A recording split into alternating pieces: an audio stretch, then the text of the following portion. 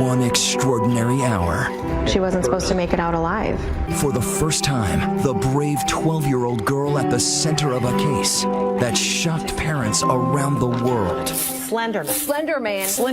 The parents who sent their daughter on a sleepover, her two friends, taking her into the woods, stabbing her 19 times, telling police they wanted to impress a character on the internet, Slenderman. And has Peyton talked at all about the horror of that moment? David Muir's exclusive journey with one extraordinary family. Where on earth do you think she got the strength to crawl out of those woods? She said I wanted to live. Tonight, what the girls revealed to police. They wanted to kill the victim so people would know that Slenderman was real. And this evening, what we didn't know. Inside the plan in the works for months. Then, the moment a mother first sees her daughter. I said, "You're gonna be okay. It's gonna be fine." And tonight, right here, the triumph.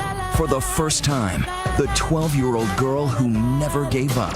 You ain't taking that from me. And her family with a message for the world. We knew that she had the strength, but now I think everybody knows it. Everybody does know.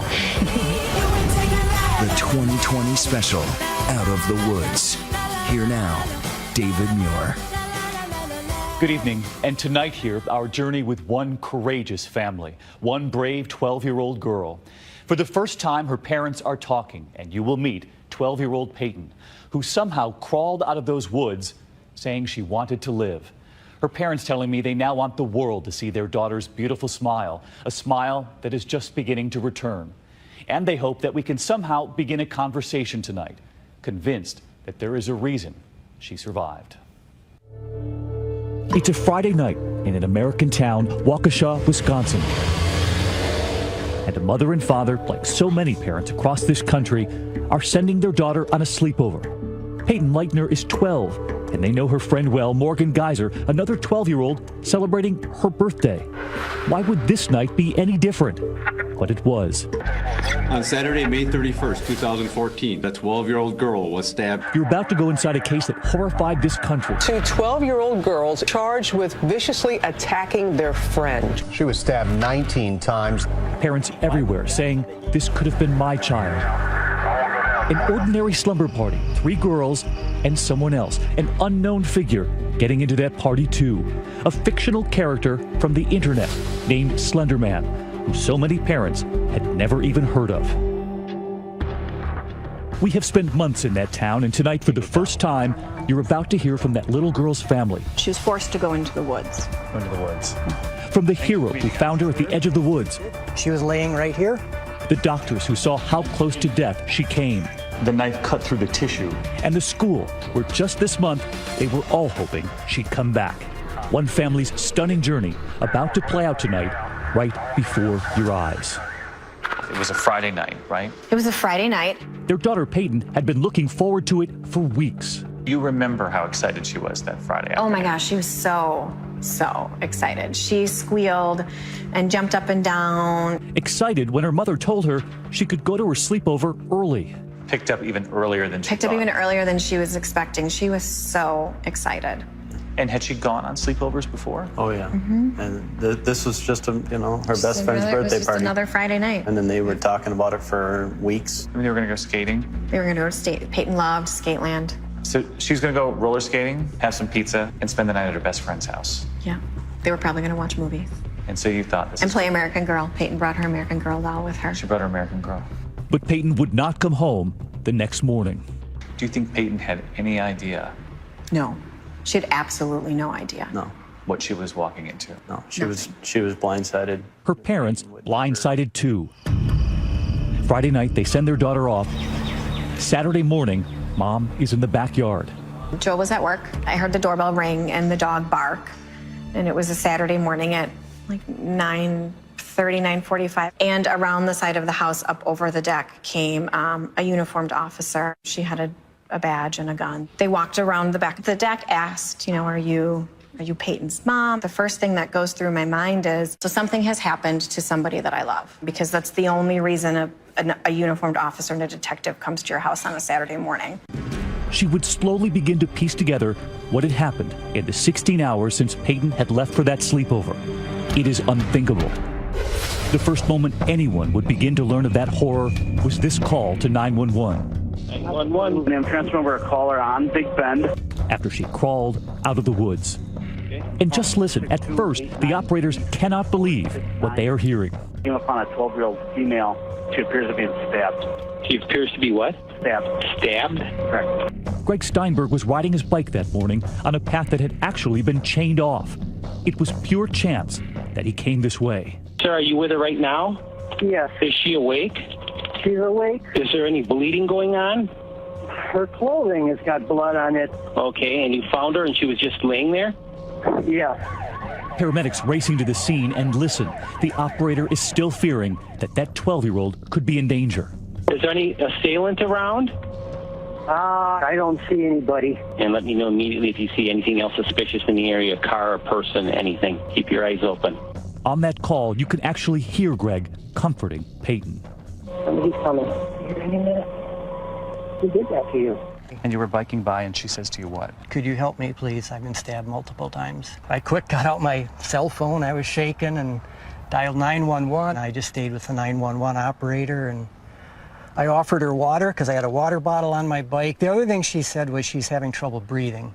And she's right here laying on the grass. Mm-hmm. But you had no idea how many times she'd actually been stabbed. Unaware how many times, unaware who did this to her. He watches as the ambulance rushes her away, the hospital less than 4 miles away from that path.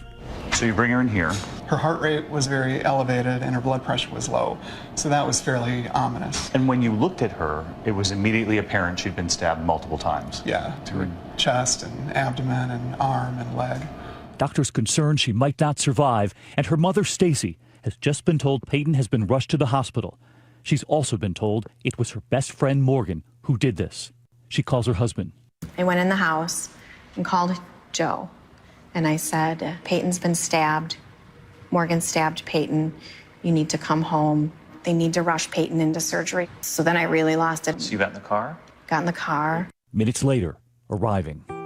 So I walked into the trauma room that she was in, and she was pale as a ghost. She was terrified. She was crying. She couldn't breathe. But she saw you there. She saw me, and she put her hand out, and I rushed over to her, and I put my arms around her, and I laid next to her, and I hugged her, and I said, "You're gonna be okay. It's gonna be fine." But I could see that she was covered. Her arms and her legs and her abdomen, they were covered in stab wounds. They pull her away from her daughter, and she can soon hear the nurses counting. And all I hear is, there's 5 on her arm, there's 7 on her leg, and I'm thinking, what, 7? What? And one of the nurses says, all right, I count 19, and then the second nurse said, I count 19 as well. 19? What? There's no way. There were so many stab wounds, it took 2 nurses to count them, 19 in all. And her little girl is now being raced down the hall. Because then they took her into surgery. Then they took her into surgery. Did you say anything to Peyton as they were wheeling her away? That I loved her and that she would be okay. But there was something else Peyton's mother was thinking at the same time. Morgan didn't do this, is what's going through my head. There's no way. There's no way that's what happened. Morgan is 12. But that's exactly what investigators believe, that Morgan and the only other girl who was invited to that sleepover, Anissa Wire, did this. But they were nowhere to be found. They had run away and the police hadn't found them yet. And we just knew that Peyton told us Morgan stabbed her and the police hadn't been able to find the girls. And in fact, police believe those girls were walking. Yeah. They were going to find a mansion in the woods. Oh, the mansion, yeah, the mansion in the woods. They were going to the Nicolay Forest because they believed that there was a mansion there that Slenderman lived in. Incredibly, police say those girls were now headed to find a mansion where they believed a fictitious internet character truly lived. A character named Slenderman, who police say they were hoping to impress. All while their 12-year-old friend Peyton is in the OR, fighting off death. When we come back, the doctors who discover it is worse than anyone thought. We're with the surgeon who saves her. It's less than a millimeter between living and dying. Yes. And suddenly, authorities find those 2 other girls. What they reveal about why they did it. And later tonight here, the 12-year-old survivor, Peyton, who you will never forget. 2020 continues with Out of the Woods. Once again, David Muir. Waukesha, Wisconsin, just outside Milwaukee. And on a Saturday morning this past May, a horrific tale is just beginning to emerge. A birthday sleepover with 3 12-year-olds the night before. And now 2 girls are missing. The other, Peyton Leitner, has somehow crawled out of the woods, covered in stab wounds, 19 of them. She's now being wheeled into the operating room, having just told her mother her friends did this to her. Outside that hospital, in that town, a major search by ground. These are the woods where the stabbing Police are still on the scene here. A frantic search for the 2 missing, Morgan Geyser and Anissa Wire. 2 12-year-old girls stabbing their friend nearly to death is unimaginable anytime, but especially for a safe community like the city of Waukesha. So unimaginable that even the brother of one of those missing girls at first confused, fearing for her safety too, showing reporters photos of his sister, asking, have you seen her? That's her, that's Anissa. She's been missing for I don't know how long now. But the horrifying truth, even for him, the reason they're searching is about to set in. We're not entirely sure. We have absolutely no idea what's happened to my younger sister. While back at the hospital, the surgeon, John Kellerman, is about to discover just how much damage has been done. You'll never forget the moment she came in? No. The coronary artery. He tells me about one of the stab wounds to the heart. The knife came directly down at this point where this large branch was coming off of this major artery and cut through the tissue overlying it so that the vessels were totally exposed by this injury. The knife cut through the tissue, but not the artery itself. Exactly. The knife stopped at the wall of the artery. And had it not? Had it not, she would have had a major heart attack from the amount of bleeding and probably died within a minute or 2. That close to death, but they were now saving her life. While the hunt for the other 2 girls is in high gear, every agency in the area searching. We had the Waukesha County Sheriff's Department, the City of Waukesha Police Department, New Berlin Police Department, City of Waukesha Fire Department, and Flight for Life, all scouring that area. Then, nearly 5 hours after Peyton crawled out of those woods, the 2 other girls are found. They were right here along Interstate 94, heading out of Waukesha. A knife with a 5-inch blade found in one of the girls' bags. Police Chief Russell Jack takes us back to the spot. Both suspects had blood on their clothes. The knife from the stabbing was located in the backpack that was in the possession of the 2 suspects. Police say they were carrying clothes, granola bars, water bottles. One of the girls carrying a picture of her mother and father and siblings. She wanted to remember what they looked like after leaving her town for that imaginary mansion in the woods. Neither girl puts up a fight. Taken into custody, they would soon be questioned, just as the other 12-year-old, so excited about that sleepover, is coming out of surgery. So 6 hours, your little girl is in the OR. And when that surgeon comes out, what did he reveal? He said, so we had to crack her chest. It was awful to hear that she had to go through that. How close do you think she was to losing her? If the knife had gone the width of a human hair further, she wouldn't have lived. A human hair. What is that, a millimeter? Less than a millimeter. Between living and dying? Yes. Where on earth do you think she got the strength to crawl out of those woods? Well, we asked her, and she said, I wanted to live. She said she wanted to live. She knew that if she couldn't get out of the woods, that she wasn't going to live. And as investigators prepare to question those 2 girls about what happened in the woods, 2 parents were about to ask their daughter what happened too. At first, Peyton couldn't talk, writing to communicate. Do you remember the first message she wrote? I want to go home. I want to go home. When can I go home? And has Peyton talked at all about the horror of that moment? She told me she was scared. But the first time I asked her what she remembered about what happened, she said, all I remember is the pain. The pain. And they would reveal to me there was something else she asked. Did they get them? We told her they were found and the police have them. And as a dad in that moment, how hard was that? Harder than I would have ever been able to imagine. This is my little girl who's laying there, and the only thing that I could tell her at the time to make her feel better was that the police have them and she was safe with us. His daughter terrified of the two girls who were her friends. How well did you know these two other girls? It was Peyton's best friend. There was no question in your mind that they were best friends. They were best friends since about fourth grade. Fourth grade is when we met Morgan for the first time. They say Peyton would talk to Morgan every night on the phone. Were there ever any red flags? They would have little arguments, but every 12-year-old girl has little arguments. The other 12-year-old, Anissa Wire, they had not met, but they say Peyton knew her from school. And as Joe and Stacy reassure their daughter that the girls have been found, police now begin to ask the questions. What did they do to their friend?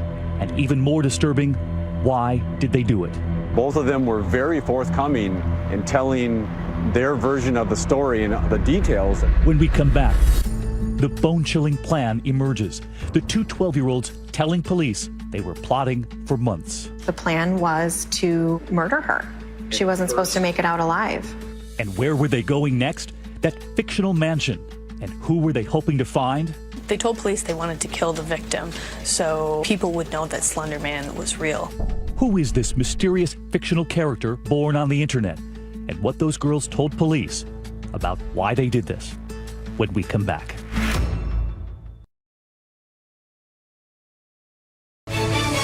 Out of the Woods continues.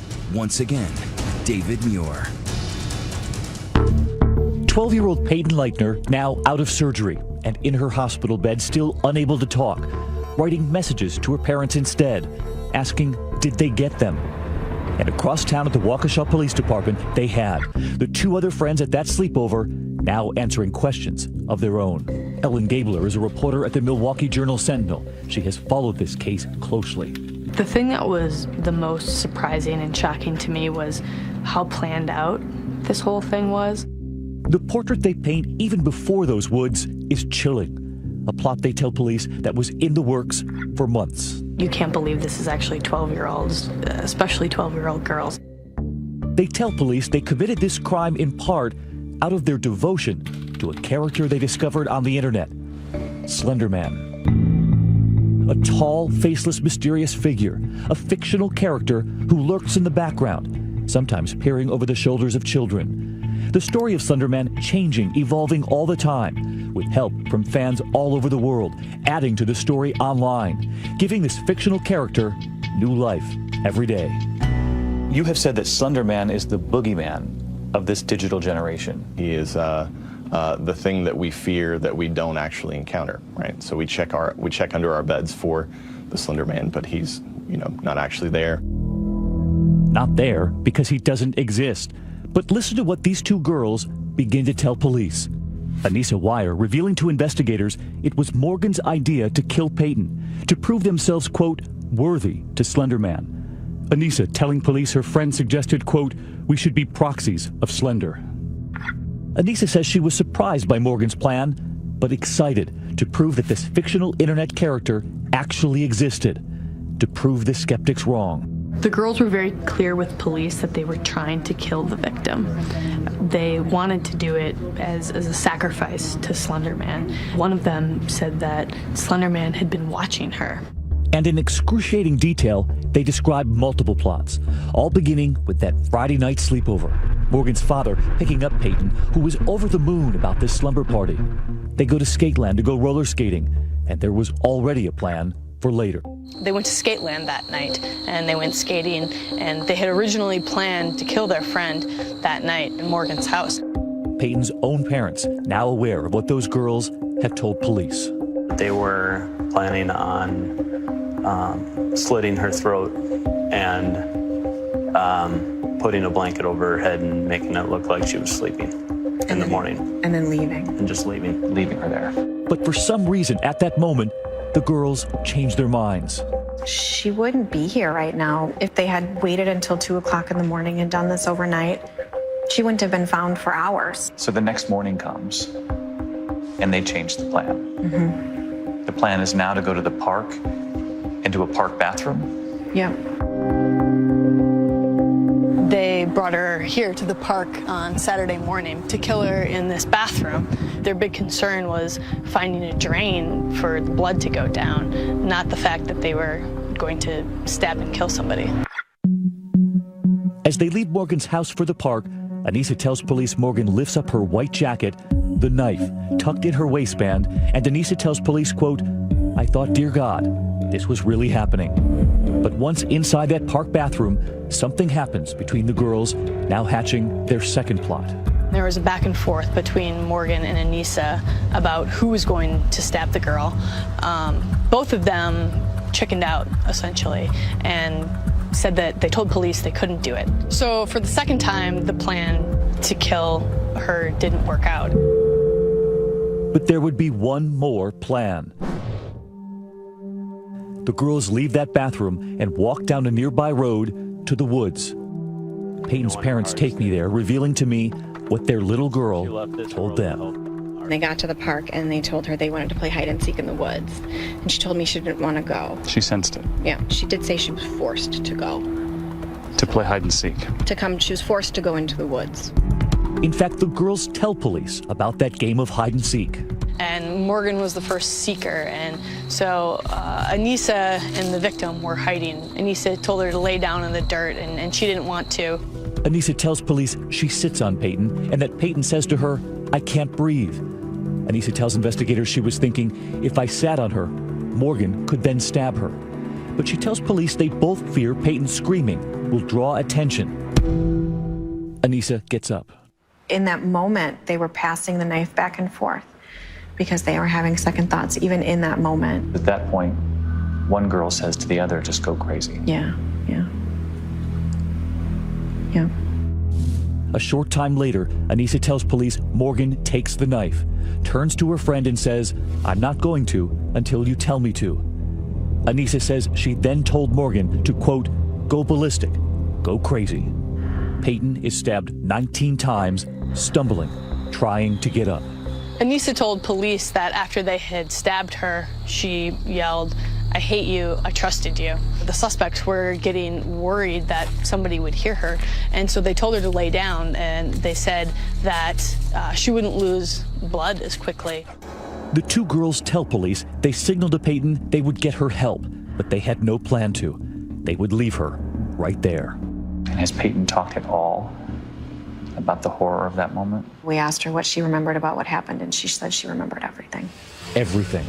Her friends at that sleepover asked by police how they felt about what they did. Anissa seemed most torn. She said, according to police, the bad part of me wanted her to die. The good part of me wanted her to live. When you hear that? When I hear that, I hear a girl who was struggling with the decision that they were making. She sensed that it was the wrong decision to be making. Police say Morgan said, "It was weird that I didn't feel remorse." Yeah. This was a girl who'd been in your home many, many times. That line, "it was weird that I didn't feel remorse." That was hard to read because I thought that she really cared about Peyton as a person and they were good friends. In court, we've heard Morgan described as a child with problems. But did you see any of that? Not really, no. This wasn't a disturbed child you were bringing into your home. No. They knew Morgan. They liked her. They knew her parents. So when we come back, what was it? What set those girls off? Could a fictional character really convince two 12-year-olds to kill? How do you even wrap your heads around that? I can't. And the debate. Should those girls be charged as adults? What we've learned tonight. And later, right here, the 12-year-old survivor. You will see her smile return, a triumph after months. Our journey with her. 2020 continues with David Muir. Much of the world was about to hear this name for the first time. Slender Man. The Slender Man stabbing case. They did it to impress Slender Man. Who is the shadowy figure? Slender Man. Slender Man. Slender Man. Slender Man, the mysterious fictional character online that few parents had ever heard of, but those girls had. The story that the girls told police really did center on Slender Man and how they were doing this because they felt like they had to. They wanted to prove to the world that he was real. Remember, police say after they stabbed Peyton 19 times, they were found hours later walking along the interstate toward that make-believe mansion. 2 female suspects left the scene, went to a Walmart on the south side of Waukesha to clean up, and then they were walking from Waukesha to Nicolet National Park to be with Slender Man, in their words. They said they were headed to Slender Man's mansion in the Nicolet forest. That doesn't make any sense. It's 5 hours away by car. That real forest that is hours away and a mansion that doesn't even exist. They were going to live in this mansion Yeah. that they believed existed. Yeah. Yeah. How do you even wrap your heads around that?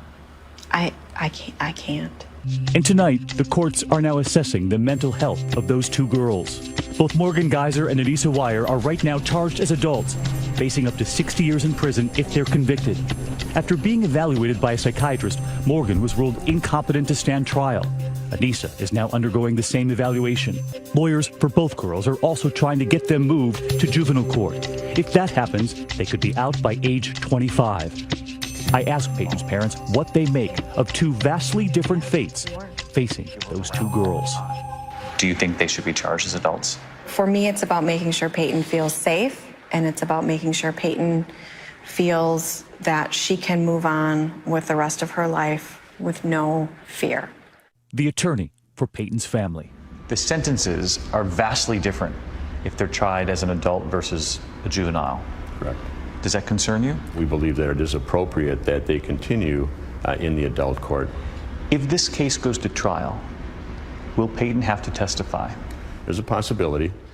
A frightening prospect for Peyton's mother and father, and for so many parents out there already reacting to Peyton's story, who had never heard of Slender Man.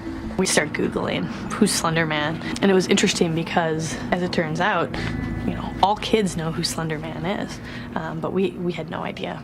Just how popular is Slender Man on the internet? There are thousands and thousands of stories told by people of all ages and genders, people from around the world. Adding to the story every moment. Experts say it all started with these 2 pictures posted on a blog, and then a web series about Slender Man on YouTube, then video games, children playing. And watch this moment tonight. We head into this middle school in New York, 900 miles away from Waukesha, Wisconsin, away from the media glare, away from the headlines. Their parents agreed to let us in. Hi, guys. And they watched and listened on headphones right outside that classroom. I'm curious, how many of you in the room have heard of Slender Man? Really? Yeah. All of you but one. And just listen to all of the different ways that these children, all the same age as Peyton and those girls, discovered Slender Man too. I played a game on the iPad, but he's not real. He's not real? At least I don't think so. This kid at my old school, he was playing it during computer class, and I was like, what is that? And he answered Slender Man. So you saw it actually in school? Yeah. So you first found out about Slender Man on Instagram? Yeah. My friend showed me the game online. I just saw the game and I clicked on it. So do you tell your parents before you download an app, or do you think you downloaded it on your own? No, I downloaded it on my own. So you've seen him before? Well, I've never seen him in person, but yes, I've seen him. Where? On the internet. How many of you wondered, is this real or is this fake? How many of you knew about Slender Man before your parents? And we had one last question. How many of you tell your parents everything you look up on the internet? And outside in that hallway, the parents. Nearly everyone in that class said that they knew long before any of their parents.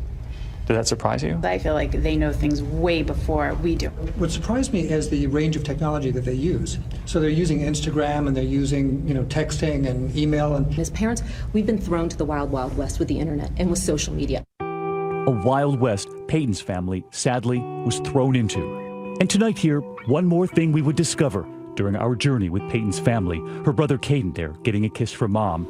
Peyton had actually asked her parents about Slender Man, before any of this ever happened.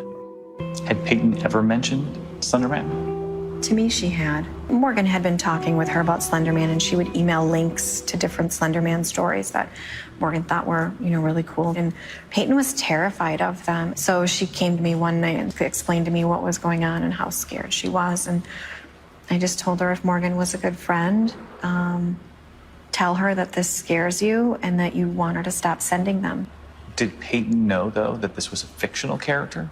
She was torn because she would say, Morgan knows he's real. When you heard that Morgan thought that this character was real, did it give you pause?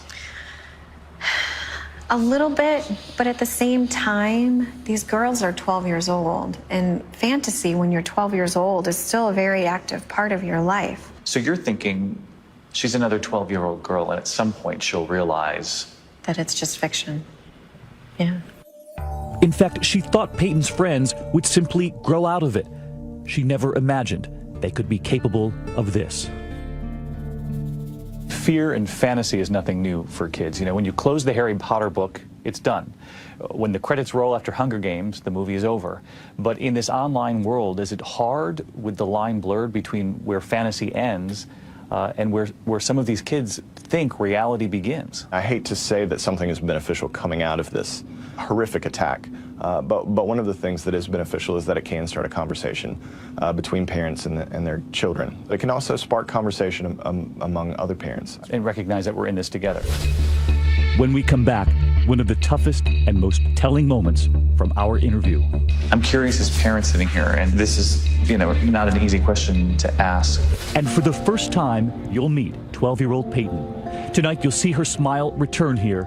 We have spent months following her, the triumph you're about to witness right here, and where she takes us, her favorite place in the world.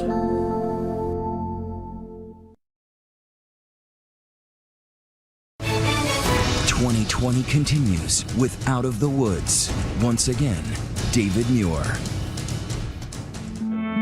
I get down on one knee and just pray for her.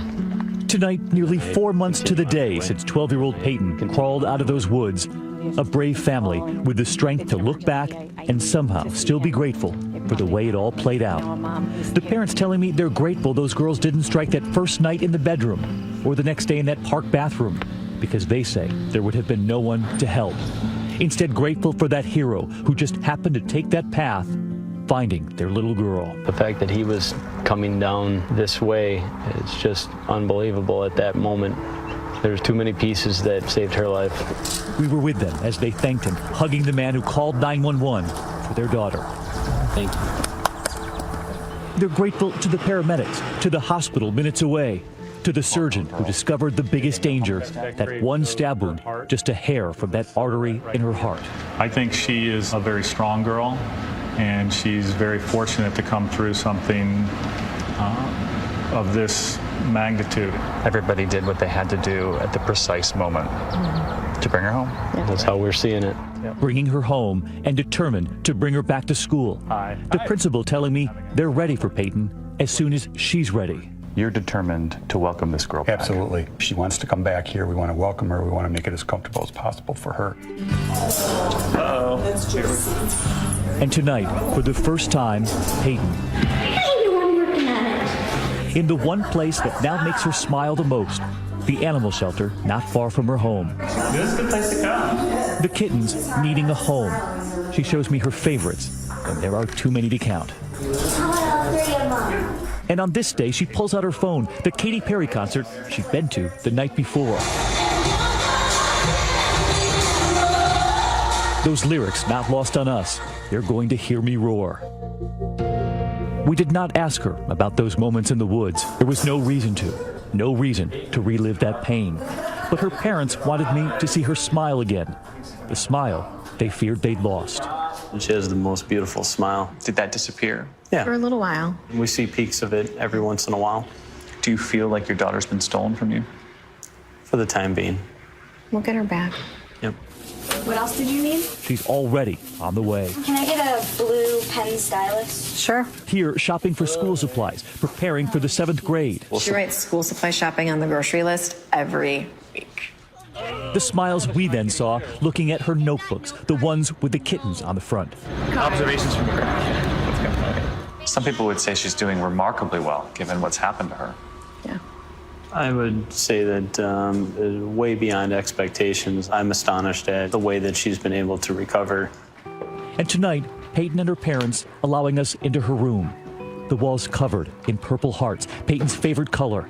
Messages from children and from parents all over the world, all for the 12-year-old girl who told her parents, "I wanted to live." This is just a fraction. We've received, I think, over 10,000 hearts and letters. I like this one. Don't let one act of evil stop you from seeing the beauty in the rest of the world. Have you read every heart?